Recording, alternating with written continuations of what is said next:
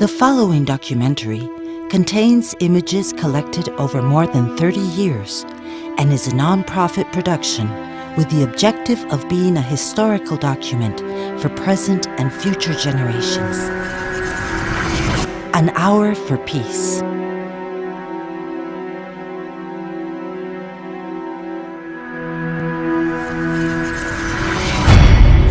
Central America in the 1980s.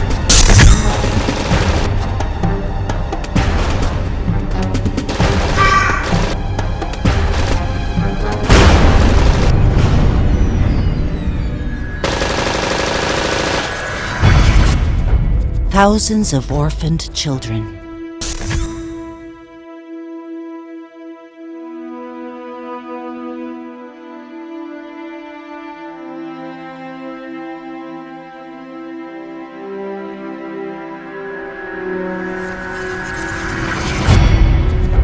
In a town in Guatemala, all men are assassinated.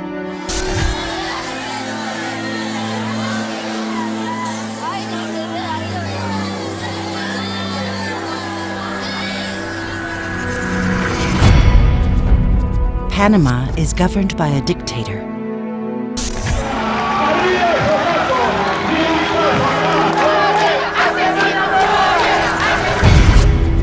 Six Jesuit priests are assassinated for having denounced killings. Que este sacrificio signifique el fin de esta violencia y que de ninguna manera pueda ser pretexto para que esta violencia continúe. The Sandinista government declares itself communist. Es lógico que haya mucho interés en el pueblo nicaragüense, en los pueblos latinoamericanos, ante la problemática que vive nuestro país y ante el tipo de relaciones que se han venido desarrollando con la Unión Soviética.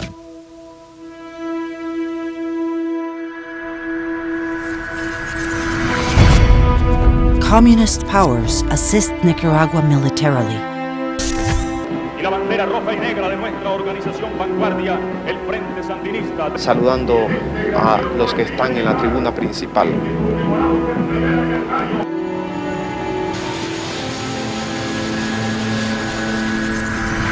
United States military conducts exercises in Central American land, air, and sea.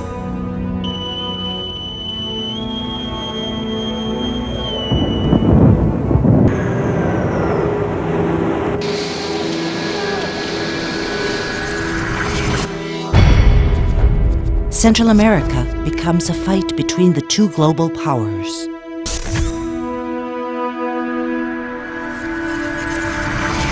An armed group called the Contras is formed, backed by the United States, to combat the Sandinistas.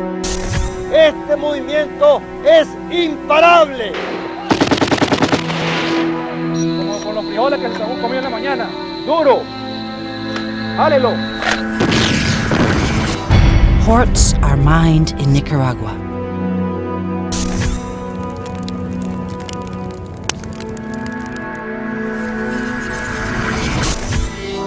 Pope John Paul II visits Central America.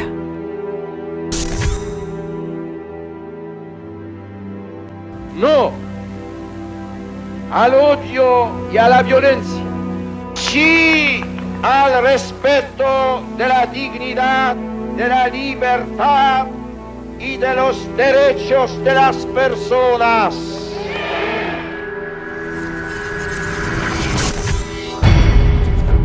Brothers killing brothers.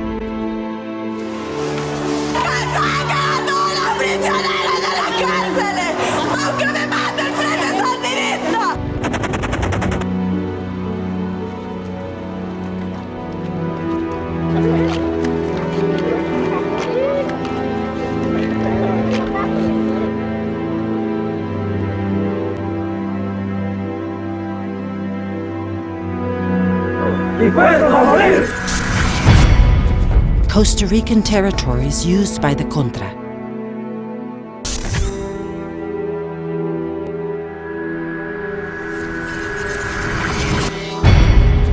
death of Costa Rican journalists and cameraman.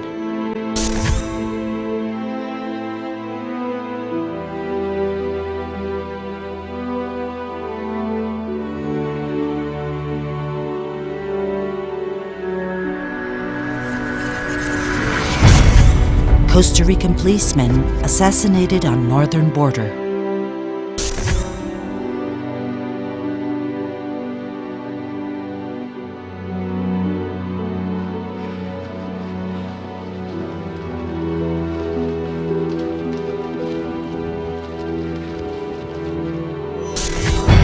Costa Rican police receive military training.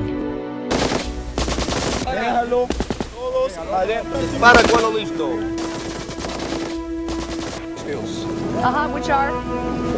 How to fight, shoot, and move. That's it. Same thing the American soldier does. You swear or affirm that the testimony you're about to give this committee is the truth and the whole truth? I do. Thank you, sir. You may be seated. Thank you. Now, sir, before you left to take up your new post as ambassador to Costa Rica, did you have a conversation with Colonel North in which he asked you to undertake a certain assignment in your new ambassadorial position? That's correct. Could you tell the committee what Colonel North asked you to do? Colonel North asked me to go down and open up the Southern Front. What did you say to him? What did I say to him? Yes, sir. Well, I don't recall my exact words, but I said, if that's what they want, that's what we'll try and do.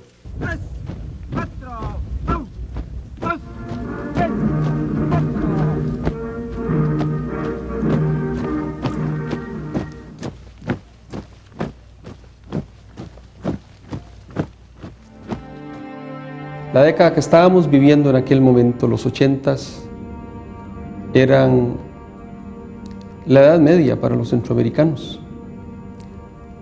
Fue la década que vio salir entre 2 y 3 millones de centroamericanos por falta de libertad, porque no podían satisfacer las condiciones más elementales de sus familiares, porque los niños siempre andaban con un estómago vacío. Y entonces fueron a tocar las puertas de países hermanos, y aquí a Costa Rica llegaron por lo menos 250,000 centroamericanos. Los pueblos centroamericanos, con excepción de Costa Rica, por lo menos en la segunda parte de la década de los 80s, se hicieron más y más pobres.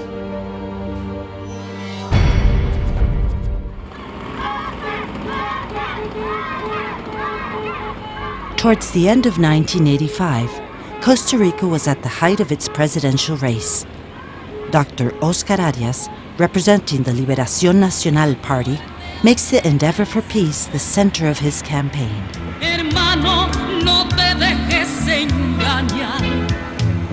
La guerra no es asunto de nosotros. His campaign enters Costa Ricans' hearts, and they elect him as President of the Republic by a large margin. On the day he takes office, a meeting of 9 Latin American presidents is held, where they give their total support to a man who is ready to disagree with the policy for Central America impulsed by the White House. Oscar Arias immediately communicates to the United States government that he will not allow the creation of a southern front for the Nicaraguan Contra, nor will he accept the use of Costa Rican territory for any operation supporting wars that could involve his country. Nevertheless, facilities installed in Costa Rican territory continue to be used to support the Nicaraguan Contra.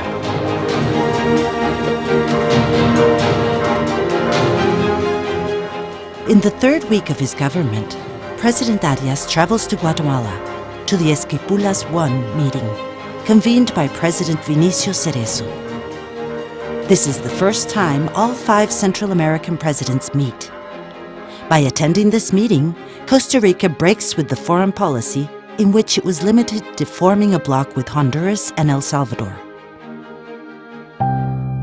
Returning from Esquipulas I, President Arias is faced with new and strong pressure from the Reagan administration, whose intention is to continue using Costa Rican land in its support of the Nicaraguan Contras' military actions. With the purpose of pressuring Arias, Reagan sends General Galvin, the then Commander-in-Chief of the United States Southern Command, as well as the head of the CIA, William Casey. The president refuses to receive him. In August 1986, the United States approves $100 million in military aid to the Nicaraguan Contra.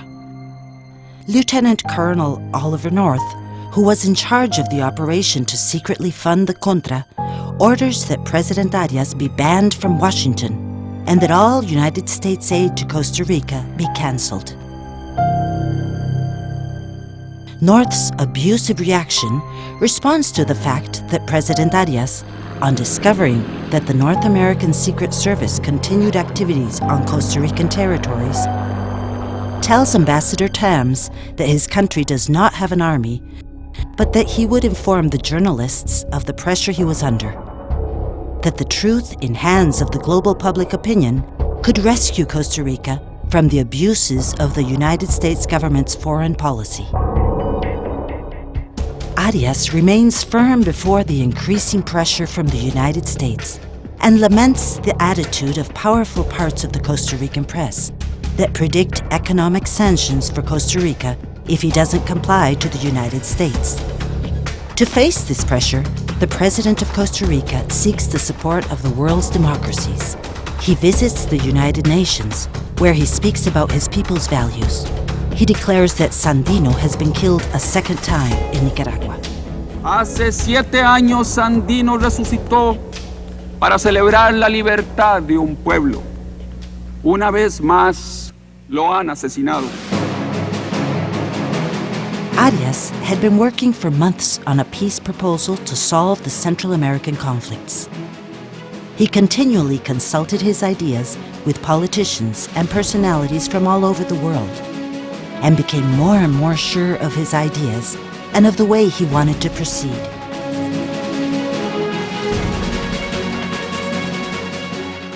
In December 1986, Oscar Arias makes his first visit to President Reagan. President Arias makes it clear to the North American public opinion and to President Reagan that Central American problems must have a political solution and not a military one. In February 1987, in response to President Arias' invitation, the presidents of Guatemala, Honduras, and El Salvador meet in San Jose. A few days before the meeting, he sends these presidents, through his Minister of the Presidency, Rodrigo Arias, and his counselor, John Beale, the original texts of his proposal, which he calls An Hour for Peace. La paz reclama su hora. Los jefes de Estado aquí reunidos solicitan al gobierno de Costa Rica que transmita el presente documento al gobierno de Nicaragua e invite al presidente Daniel Ortega Saavedra a concurrir a la reunión de Esquipulas. The meeting in San Jose is a remarkable diplomatic success, and its results surprise Washington and Managua equally. President Arias, convinced that he needs support in order for the peace plan to succeed, seeks backing from the international community and travels to Europe to explain his peace proposal for the countries of Central America. In rapid succession, he visits the leaders of the European Economic Community, Portugal, England, Belgium, Germany, France, Italy, the Vatican, and Spain.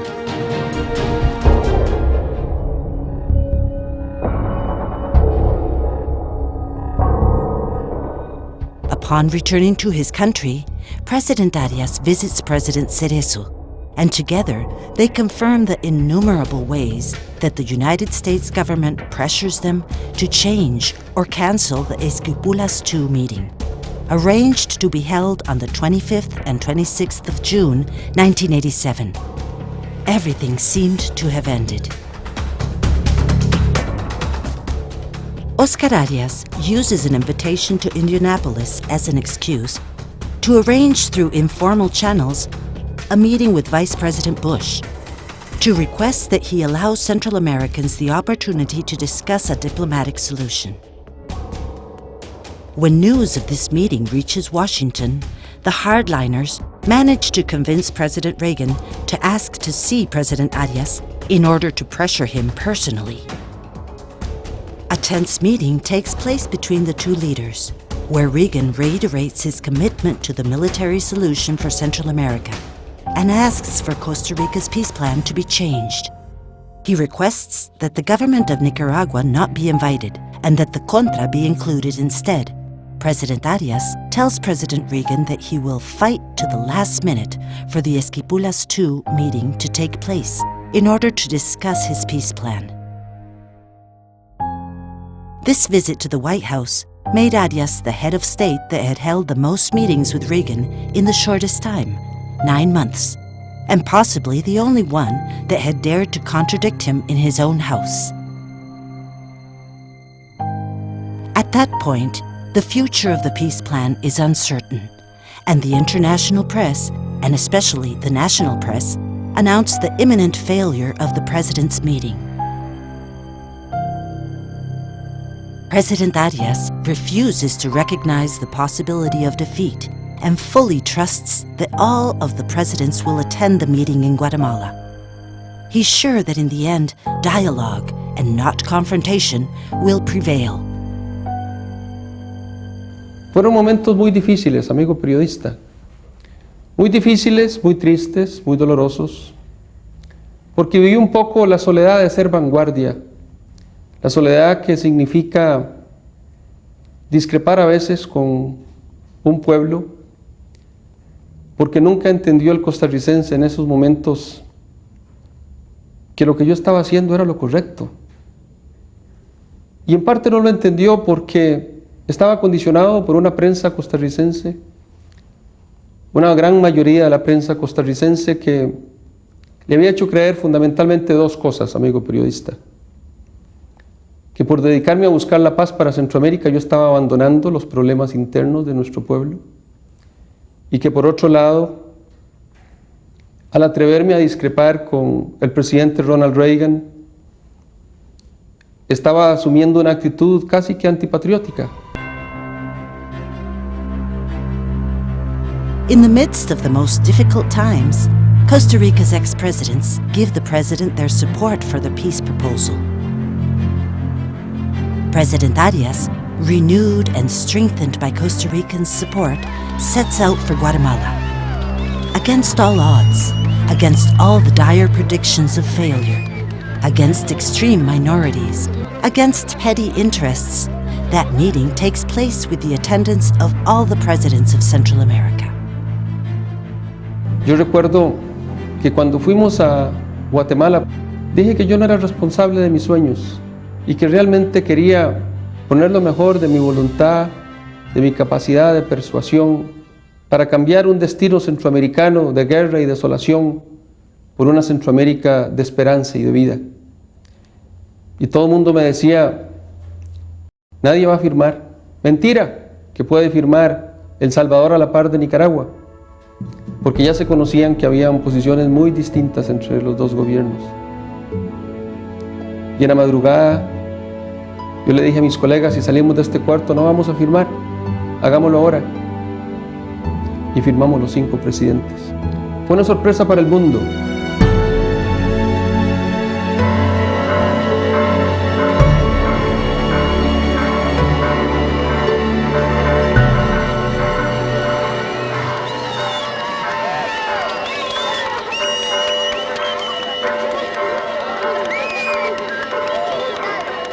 The bells of peace and joy in Central America rang across the world in a matter of hours.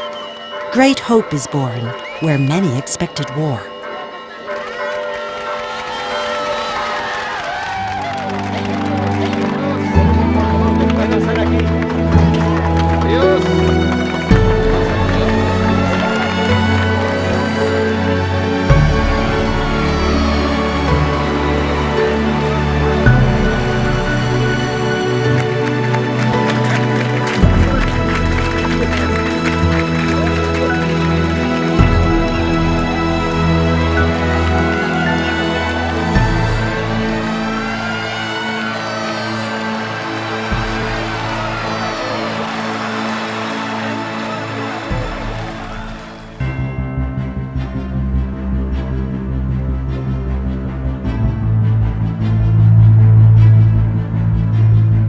President Arias returns to the United Nations and to the Organization of American States to explain the peace plan recently approved in Guatemala, and obtains the support of almost all the countries of the world. He also addresses the United States Congress, becoming the first Costa Rican president to be invited to make a speech before that country's senators and congressmen, asking them for an opportunity for peace in Central America. He meets again with President Reagan and addresses the North American youth at various universities. He also receives another great distinction for Costa Rica, the Martin Luther King Jr. Peace Prize. The clean and transparent endeavor for Central American peace, led by Costa Rica's president, attracts worldwide attention. The main newspapers, television, and radio stations highlight the success of this extremely unequal achievement, where the small country, armed with reason, changes the course of history that the powerful countries wanted to mark by the strength of weapons.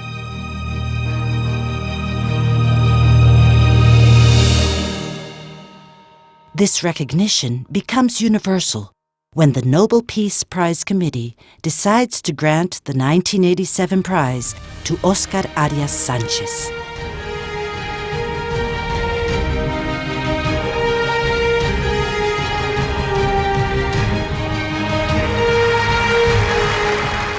Oscar Arias Sanchez receives the Nobel Peace Prize in Norway, with the pride of knowing that the entire world is talking about Costa Rica, a singular people, without arms and without fear of freedom.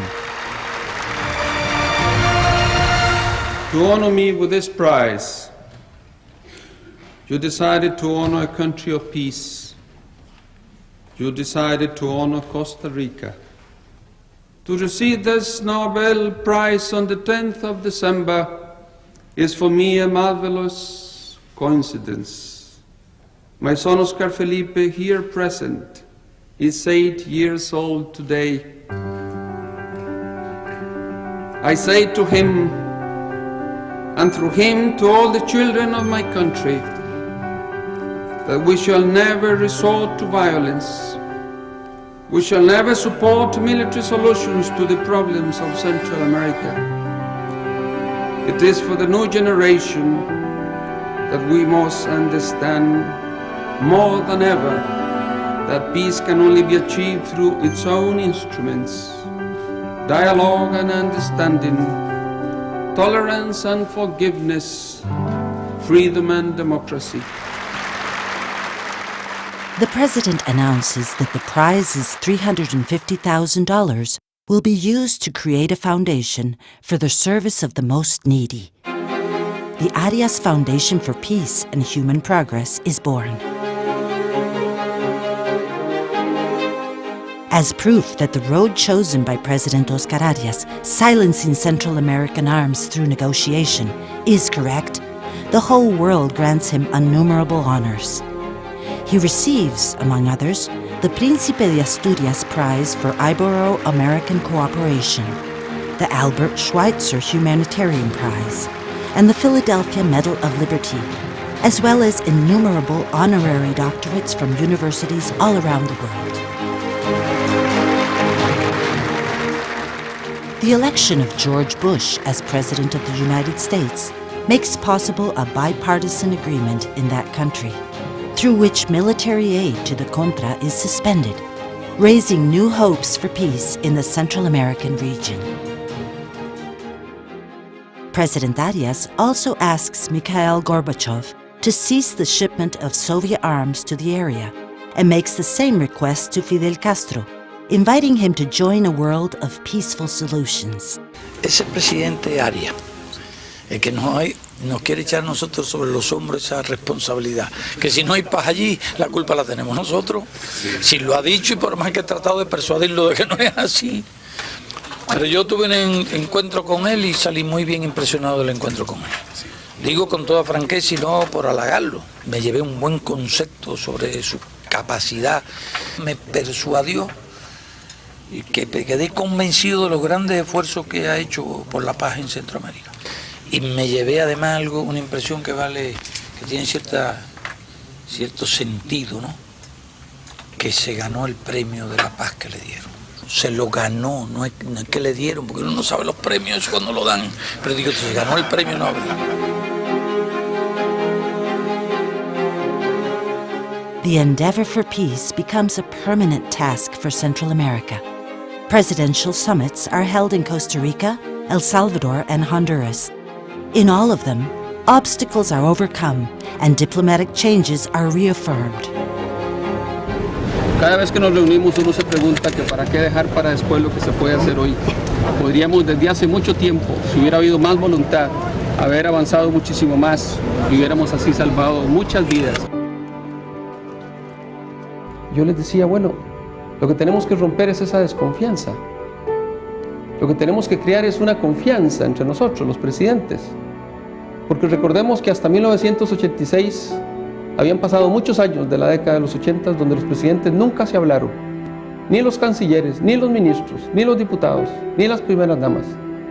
Ahí comenzamos nosotros a cambiar la historia centroamericana.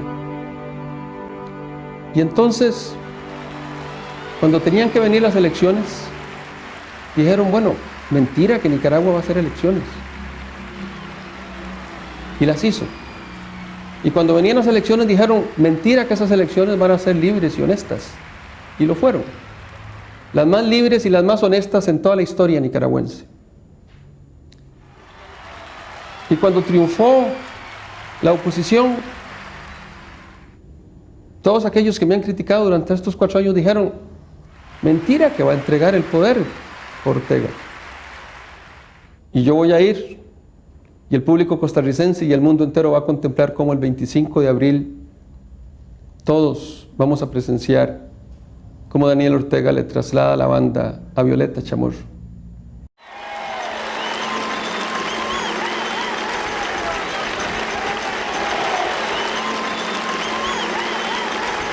Quiero rendir un homenaje a un hombre providencial para Centroamérica, que concibió el plan de paz, que transformó la situación del Istmo en una amenaza de guerra, en una realidad de paz. Me refiero al presidente de Costa Rica, don Oscar Arias Sánchez.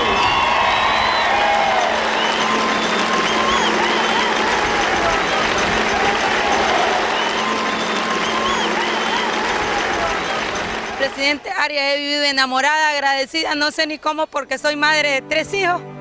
Y usted sabe, quitarnos esta dictadura para nosotros es lo más bello del mundo porque nos sentimos libres y yo como madre seguimos agradeciéndole hasta el día de morir aquí en Nicaragua. Eso es una de las cosas más mejores que tiene ahorita el mundo, podemos decir, porque es un individuo que le está hablando a todas las Américas que el arma debe desaparecerse y que con eso no se vive ni se come. Lo primero que decidimos fue quememos las armas que entrega la contra las Naciones Unidas.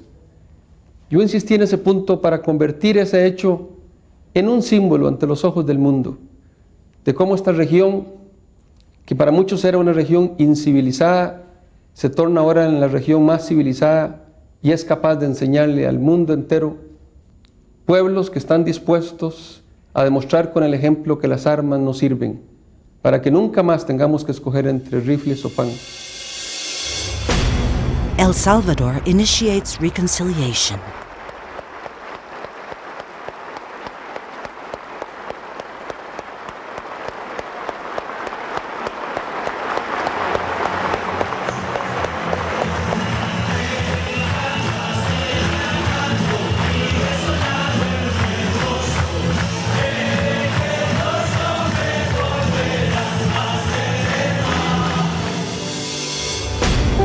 Hope rises in Honduras.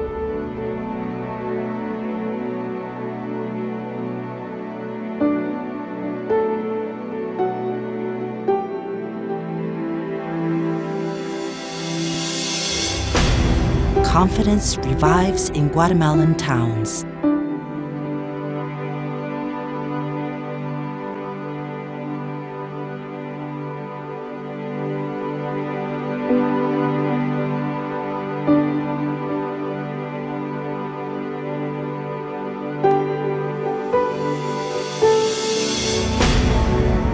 Prisoners are freed and arms burned in Nicaragua. Alvarado Pedro, Alvarado Alexander, Baez José, Baez Candelario, Baez Luis, Barrera José, Barrios Manuel, Bastili César, Bellorín Nicanor, Benavides Ramón, Bermúdez Vicente, Bermúdez José, Noel, García Marvin, García Genaro.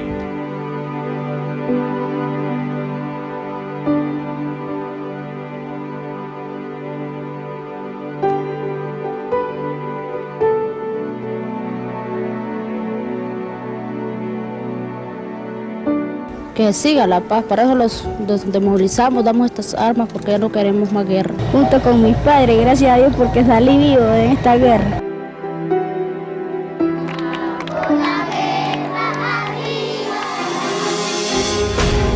Costa Rica becomes a great moral power. Thanks to the world's recognition of Costa Rica, the tourism industry became, in only 4 years, the country's most important industry.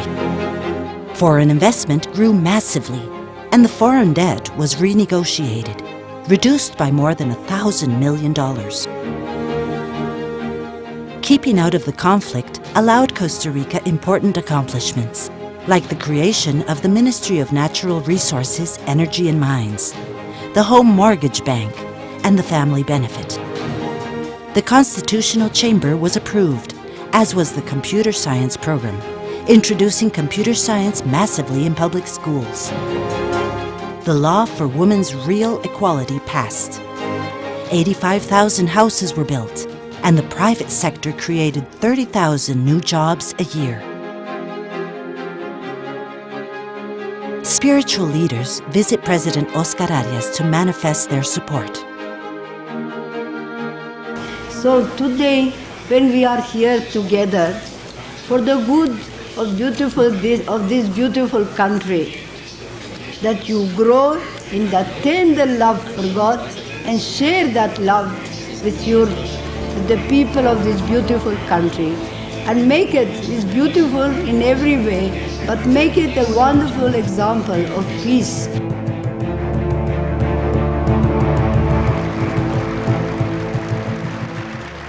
President Arias' leadership and convening power are confirmed once again when in October 1989, he invites the presidents of the hemisphere to a summit in Costa Rica to celebrate the 100th anniversary of Costa Rican democracy. The people's joy in celebrating with this meeting 100 years of democracy is unbounded.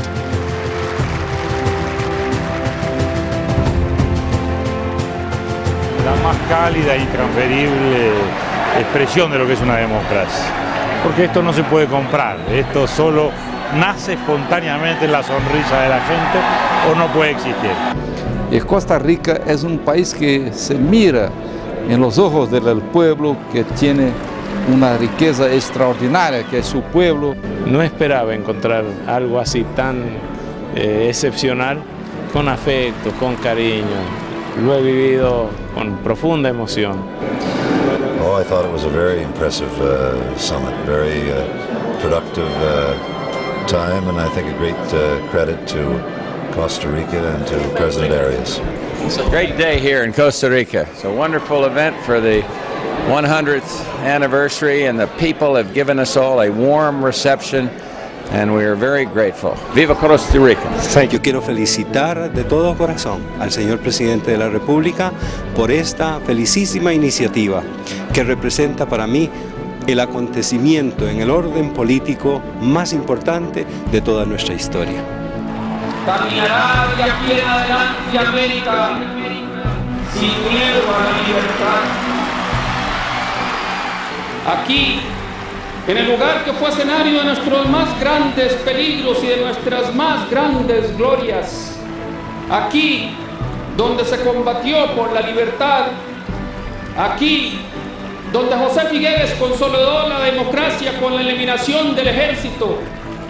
Nuestro compromiso es de seguir su ejemplo para que dentro de 100 años nuestros nietos celebren el segundo centenario de nuestra democracia con la alegría que lo hacemos nosotros hoy. Nos corresponde afrontar desafíos diferentes a los de ayer. No tememos a esos desafíos, porque hoy podemos enfrentarnos a ellos en paz, democracia y libertad. ¿Qué mayor satisfacción puede tener Costa Rica y nuestro pueblo de haber convertido en estos 4 años a esta pequeña islita de paz en una potencia moral, tan solo porque fuimos congruentes y consecuentes, practicando lo que decíamos, haciendo lo que pensábamos? Por eso yo me siento muy feliz, por eso me siento muy orgulloso de ser costarricense y de ser centroamericano, porque le hemos demostrado al mundo que cuando se tiene esa fuerza moral, es muy difícil ser derrotado. Estamos de alguna manera pregonando moralidad cuando actuamos así. Y eso es lo que Costa Rica ha hecho en estos 4 años. Pregonar moralidad al resto del mundo.